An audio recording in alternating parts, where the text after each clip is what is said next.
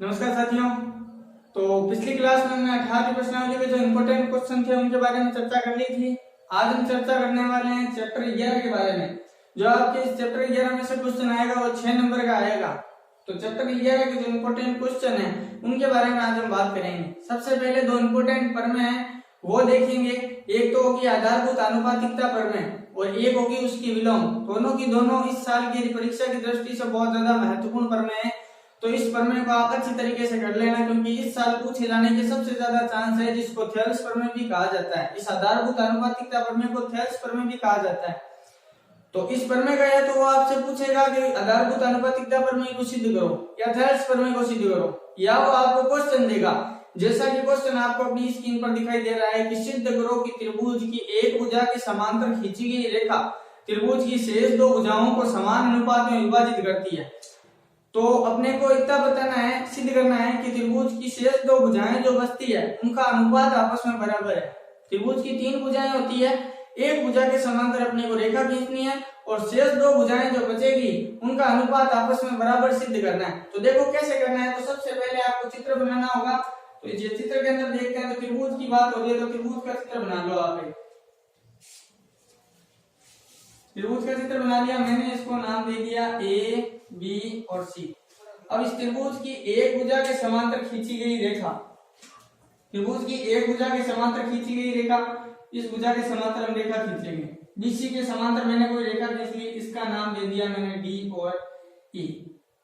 तो ये अपने को दिया हुआ है बीसी समांतर है डी। वो कह रहा है त्रिभुज की एक भुजा के समांतर खींची गई रेखा शेष दो भुजाओं को समान अनुपात में विभाजित करती है, ये अपने को सिद्ध करना है। तो देखो इसके अंदर लिखना क्या है। तो सबसे पहले हम लिखेंगे जो अपने को दिया हुआ क्या है, एकदम सिंपल सी पॉइंट दिया हुआ है कि बीसी और डी आपस में समांतर है, बीसी समांतर है डी के। अब अपने को प्रूफ क्या करना है, यानी कि सिद्ध क्या करना है।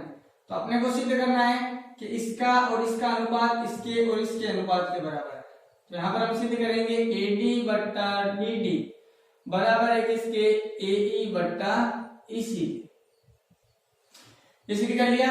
अब अपने को इसके अंदर करनी है थोड़ी सी रचना और उसके बाद में हम बात करेंगे उत्पत्ति के बारे में।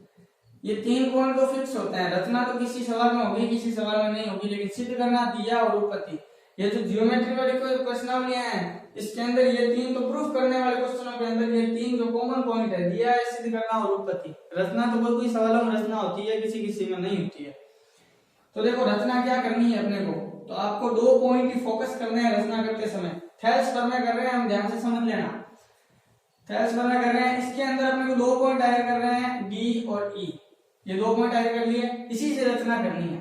कैसे करोगे देखो, डी से सामने वाली भुजा पर लंब डालना है आपको, डी से सामने वाली भुजा पर लंब डाल दिया, ई से सामने वाली भुजा पर लंब डालना है। दोनों भुजाओं से लंब डाल दिया। देखो डी से सामने वाली भुजा पर, ई से सामने वाली भुजा पर, और डी को मिलाना है आपको सी से और बी को मिलाना है आपको ई से। ई को बी से मिला दिया, डी को सी से मिला दिया। 2 ही बिंदु हैं, दोनों से ऐसी क्रॉस लाइनें और ऐसी क्रॉस लाइनें खींचनी है। ये अपनी रचना होगी। याद आसानी से रख सकते हो कि इसके अंदर रचना करनी क्या है आपको। तो देखो यहाँ पर रचना हमने क्या की, इसको नाम दे देता हूँ इस पॉइंट को और इस पॉइंट को, क्योंकि लंब डाला हमने ई तक आ गया, इसको मैं नाम दे देता हूँ एफ और जी। तो हमने देखो जीडी लंब डाला है किस पर, एई पर। तो हम यहाँ पर लिखेंगे जीडी लंब एई व ईएफ लंब किस पर खींचा, एडी पर। ईएफ लंब एडी खींचा, ईएफ लंब एडी खींचा तथा डी को सी से और बी को ई से मिलाया, डी को सी से व बी को ई से मिलाया। ये हमने रचना की। अपनी भाषा में रचना लिख सकते हो, कोई दिक्कत नहीं है। अब बात करते हैं उत्पत्ति के अंदर। उत्पत्ति के अंदर जो आपको लेना है त्रिभुज वो बता देता हूँ कौन कौन से लेना है। तो आपको एक बार तो ऊपर वाला त्रिभुज लेना है और एक बार इस ऊपर वाले त्रिभुज के इस साइड वाला लेना है, यानी कि बीडी। और वापस सेकेंड टाइम में यही त्रिभुज आपको वापस लेना है और ये वाला त्रिभुज लेना है। तो इसके अंदर जो त्रिभुज चलेंगे वो 1 नंबर, एक नीचे जो है वो एक ये लेना है और एक ये लेना है, और ऊपर जो लेना है वो तो एडी ही लेना है दोनों वाला। कैसे लेंगे तो देखना। सबसे पहले यहाँ पर हम बात करते हैं कि ये दोनों त्रिभुज लेने हैं। एक तो ऊपर वाला तो हमेशा पूरा ही आएगा, त्रिभुज ए डी ई। तो यहाँ पर हम बात करते हैं त्रिभुज ADE का क्षेत्रफल। त्रिभुज ADE का क्षेत्रफल बराबर 1/2 गुणा आधार गुणा ऊंचाई। त्रिभुज के क्षेत्रफल का फॉर्मूला होता है आधार गुणा ऊंचाई, तो यहाँ पर आ जाएगा 1/2 गुणा आधार। अब यहाँ पर मैटर करेगा कि आधार क्या लेना है, तो आपको ऊपर देखना ही नहीं है, ये त्रिभुज ले लिया ना, तो यहाँ पर सिद्ध करने वाले पॉइंट में देखो कि यहाँ पर क्या आ रहा है, AD आ रहा है। तो देखो इस त्रिभुज का जो आपको आधार लेना है वो क्या लोगे, AD आधार लोगे। कौन सा आधार लोगे, AD। तो सिद्ध करने वाले पॉइंट में अपने को AD भुजा चाहिए, तो यहाँ पर आपको आधार AD लेना, ये बात ध्यान रख लेना। आधार आपने ले लिया AD गुणा ऊंचाई आपको क्या लेनी है, ऊंचाई या तो आप EF ले लो या आप GD ले लो, कोई सी भी ले लो जो आपकी इच्छा है। आपने आधार ये लिया है तो आपको ऊंचाई EF लेनी चाहिए, क्योंकि इस त्रिभुज को ऐसे घुमा के देखते हैं तो ये देखो ये AD भुजा नीचे आ जाएगी और ये इस प्रकार से चले जाएगी और इसकी ऊंचाई ऐसे आ जाएगी। ये AD भुजा होगी, ये AD भुजा में यहाँ ले आया, ठीक है, और ये हो गई E, और ये जो आपको दिख रही है ये EF है। तो त्रिभुज की जो ऊंचाई है वो हमेशा सीधी ज्ञात की जाती है, इसलिए यहाँ पर AD आधार हो गया तो ऊंचाई आपको EF लेनी पड़ेगी। तो यहाँ पर ऊंचाई हमने क्या ली, EF ऊंचाई ले ली। तो यहाँ पर देखो त्रिभुज ADE का क्षेत्रफल बराबर 1/2 गुणा आधार गुणा ऊंचाई में, ये समीकरण नंबर 1 आ गया। एक बार ये ले लिया, अब एक बार नीचे वाला ये ले लो आप। इसके अंदर आप क्या करोगे, तो त्रिभुज देखो कौन सा लेना है, BDE। त्रिभुज कौन सा लोगे, त्रिभुज BDE में। तो यहाँ पर हम बात करेंगे त्रिभुज BDE का क्षेत्रफल। त्रिभुज BDE का क्षेत्रफल 1/2 गुणा, अब इसके अंदर आधार क्या लेना है, तो देखो नीचे क्या चाहिए अपने को, BD चाहिए, AD ले लिया हमने, BD चाहिए बटा में, तो BD आधार ले लो। BD क्या है, ये रहा।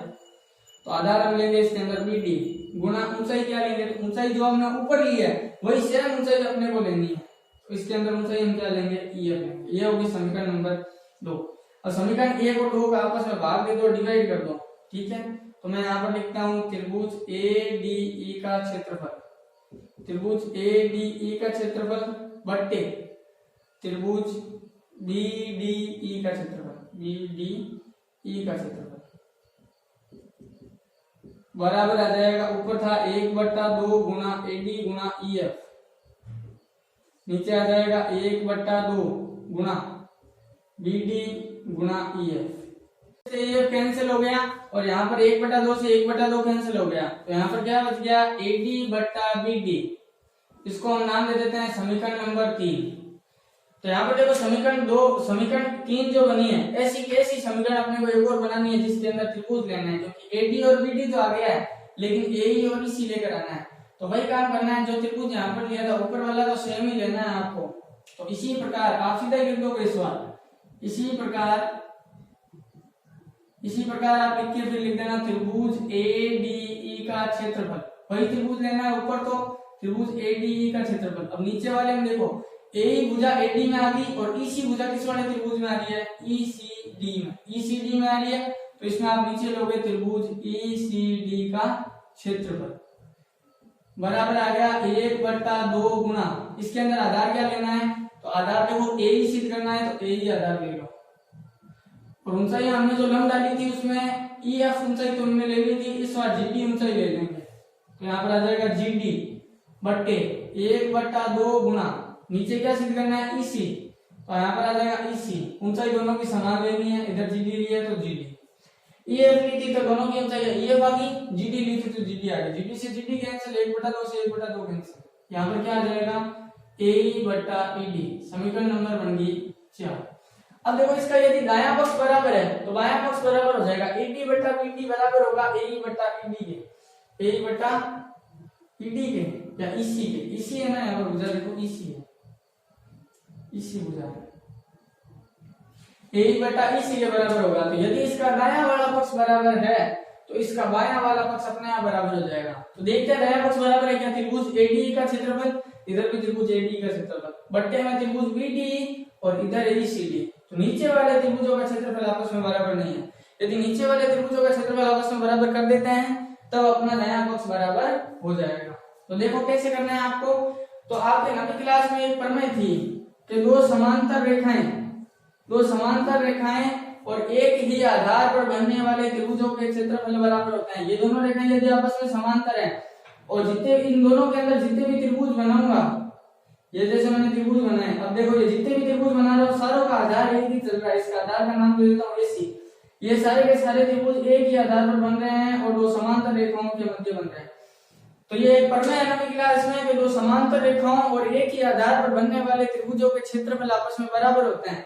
तो ये देखो जो त्रिभुज आ रहे हैं यहाँ पर, किस किस के त्रिभुज का क्षेत्रफल, एक तो त्रिभुज BDE का क्षेत्रफल, त्रिभुज BDE का क्षेत्रफल बराबर है किसके, त्रिभुज ECD के क्षेत्रफल के, त्रिभुज ECD के क्षेत्रफल के बराबर है। क्यों बराबर है, क्योंकि ये एक ही आधार व दो समांतर रेखाओं के मध्य बन रहे हैं, एक ही आधार व दो समांतर रेखाओं के मध्य, समांतर रेखाओं के मध्य बनने वाले त्रिभुज,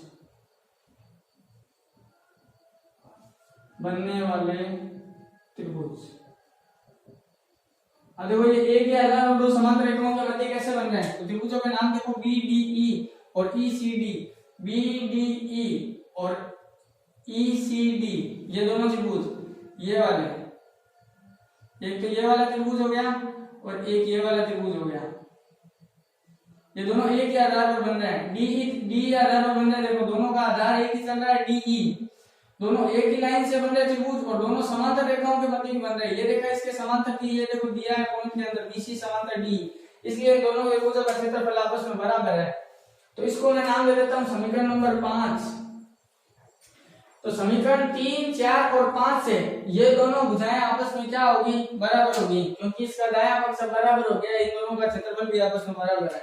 तो हम यहाँ पर लिख सकते हैं कि समीकरण 3, 4 व 5 से, समीकरण 3, 4 व 5 से क्या होगा, AD बट्टा BD, AD बट्टा BD बराबर होगा किसके, AE बट्टा EC के।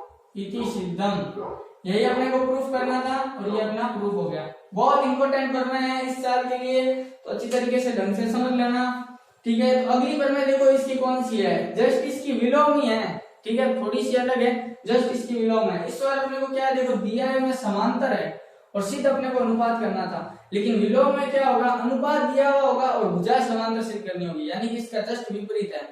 तो देखो क्वेश्चन जो अपना अब जो क्वेश्चन लेने वाला है वो है इस अनुपातिकता जो प्रमेय थी उसका विलोम।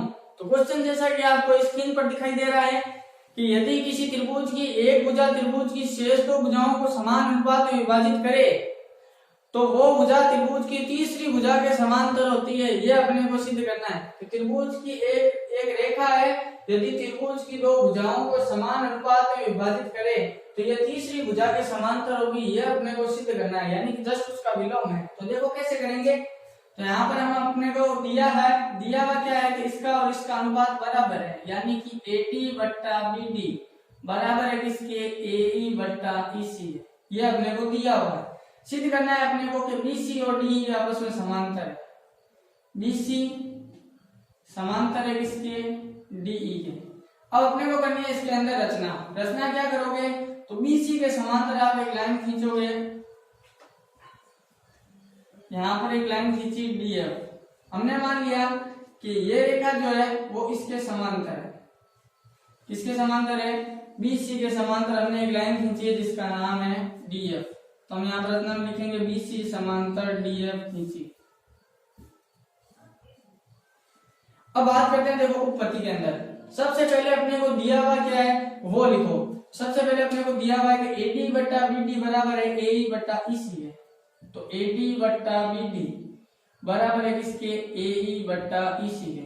ये अपने को रीजन के अंदर लिख देंगे, दिया है, ठीक है। दूसरी चीज देखते हैं, समीकरण नंबर 1 दे देते हैं इसको। दूसरी चीज देखते हैं कि ये कह रहा है कि ये भुजा और ये भुजा आपस में समांतर है, तो यहाँ पर अपने को दिया हुआ है कि BC समांतर है DF के, और जब दो भुजाएं त्रिभुज में समांतर हो तो उनका अनुपात आपस में बराबर होता है, ये हमने पिछली प्रमेय के अंदर सीखा था। तो यहाँ पर आएगा AD बट्टा BD, AD बट्टा BD। देखो कौन सी भुजा, BC और DF समांतर है, तो AD बट्टा BD बराबर किसके, AF बट्टा FC के, क्योंकि ये इसके समांतर है, D समांतर नहीं है, तो इसका और इसका अनुपात होगा AF बट्टा FC, AF बट्टे FC। समीकरण नंबर 2। तो रीजन दे देना यहाँ पर आधारभूत या थेल्स प्रमेय लिख देना यहाँ पर, कि थेल्स प्रमेय से, थेल्स प्रमेय की थी हमने पीछे, कि दो भुजाएं समांतर हो तो शेष दो भुजाओं को समान अनुपात में विभाजित करती है। तो समीकरण 1 और समीकरण 2 से दायां पक्ष बराबर है तो बायां पक्ष भी बराबर होगा समीकरण 1 व समीकरण 2 से। तो देखो AD बट्टा BD दायां पक्ष बराबर है, बायां पक्ष बराबर होगा AE बट्टा EC बराबर है किसके AF बट्टा FC है। अब देखो यहाँ पर AE बट्टा EC बराबर है AF बट्टा FC है और यदि अपने को इन दोनों को समांतर सिद्ध करना है तो अपने को F वाला बिंदु E पर लाना पड़ेगा, यानी कि DF और DE को आपस में बराबर सिद्ध करना पड़ेगा, तभी अपने को ये दोनों भुजाएं समांतर सिद्ध होगी।